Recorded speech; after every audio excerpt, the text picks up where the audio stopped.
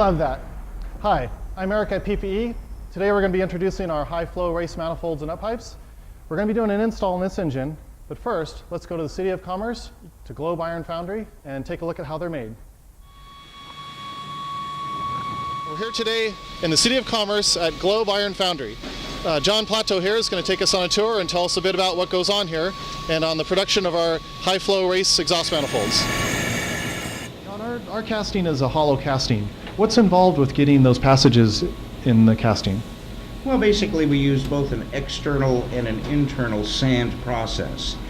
The internal process is something we refer to as a shell core, and that is sand produced in a box. It forms the shape of the manifold on the inside, and it's a resin bonded sand cured with heat. Well, these are the shell cores that we use, and they're made out of a resin bonded sand, and it's heat cured. They will be going into those molds. But this is a Hunter HMP10 automatic molding machine, and the process is known as green sand. Sand is mixed with clay and water, and the machine compacts the sand around a pattern. As you can see up there, there's a pattern. Okay, let's walk over and take a look at that.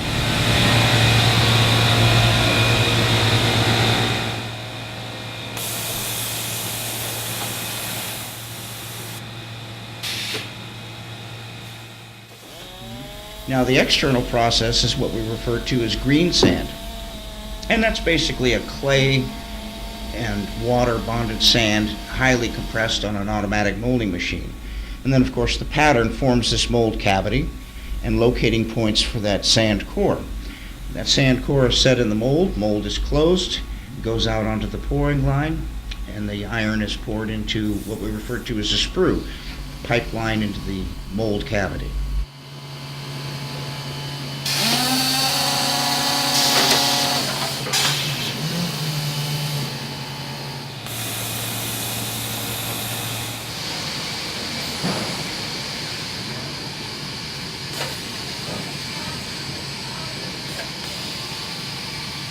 Material coming out of the furnace. Approximately 2,750 degrees Fahrenheit. That's some serious temperature. It is. As far as the metallurgical aspects of it, we fundamentally use some steel scrap. We raise the carbon with graphite. We add a few ferroalloys such as silicon, and then in the magnesium treatment to produce ductile iron, we use a magnesium ferrosilicon alloy and some ferromolybdenum, and we heat that up without giving away too many secrets. We heat it up to about 2,750 degrees, and then we go over to the mold.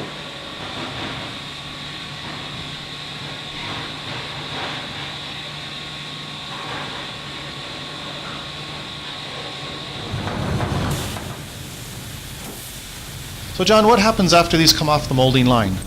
Well, they go into what we call a vibratory shakeout machine, which separates the vast majority of the sand from the casting. Okay, we're finished at the foundry. The parts have had a chance to cool off, and now we're over here at the finishing building. What all happens over here? In our finishing operations area here, we first shot blast the castings, remove all the sand that would be fused to the casting. It comes to the cutoff wheel where the risers, runners, everything is removed. And then the final grinding for whatever residual stubs is knocked off over here on these big stand grinders. Then it's back into the shot blast, blend in the grinding marks, off they go to shipping. John, I want to thank you for taking us on a tour of the foundry and the finishing department here today. Quite welcome. We're going to head back to the shop and look at the installation of the manifolds and up pipes. As you just saw, these manifolds are cast from high-sil moly iron, and their design provides up to a 20% reduction in drive pressure compared to stock manifolds. Thanks to their higher flow, there's a 200-degree drop in EGTs over stock, all of which means better performance as well as improved fuel economy. Another cool thing is that due to the high-sil moly composition, over time, the manifolds will actually develop a hard shell, almost like creating its own ceramic coating on the inside. The second component of the race high-flow exhaust manifolds is, of course, the up pipes.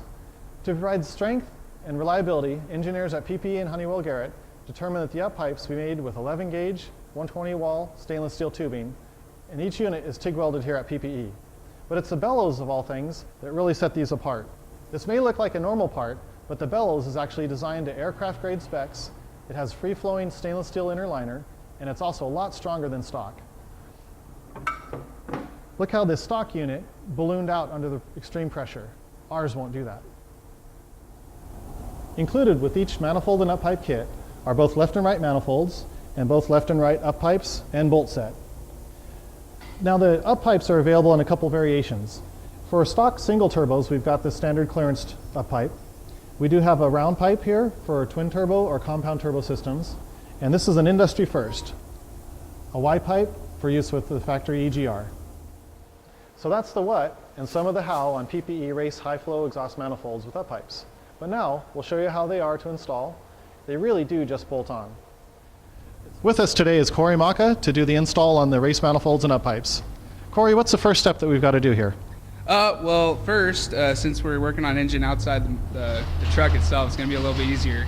The first thing you want to do is remove your inner fender liners on either side.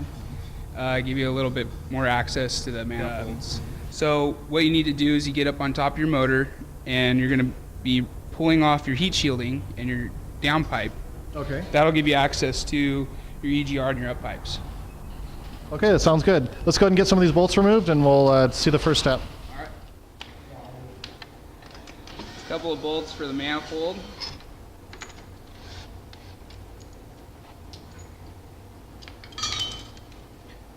The up pipes have 6 12 millimeter bolts.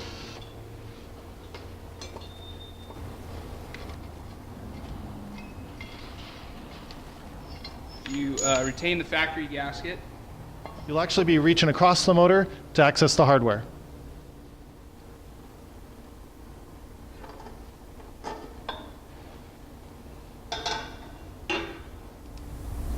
All right, when installing your new manifold and up pipes, you retain the use of the stock gaskets, and you want to use anti-seize on all the bolts.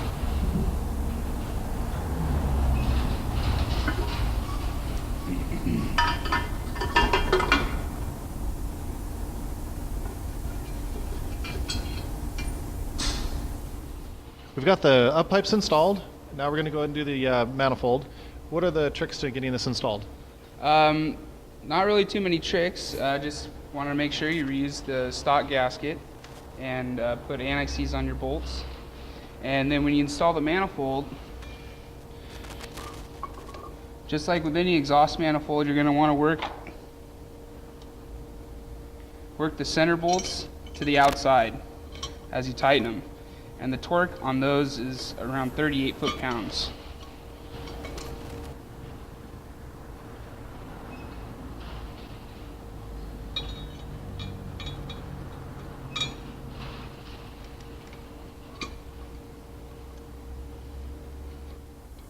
Okay, so we've got our manifolds and up pipes installed. Bolts are torqued. The only last step is to install the probe for the EGT gauge. Now there's actually a boss on either side, so if you've got 2 gauges or you're running boost pressure and EGT, you're all set to go. The average install time is 6 hours, and the performance gains are well worth the effort. This install would be perfect time to upgrade to one of PPE's high-performance Garrett turbo kits. I'm Eric Simpson with PPE. Thanks for watching, and stay tuned for our next video.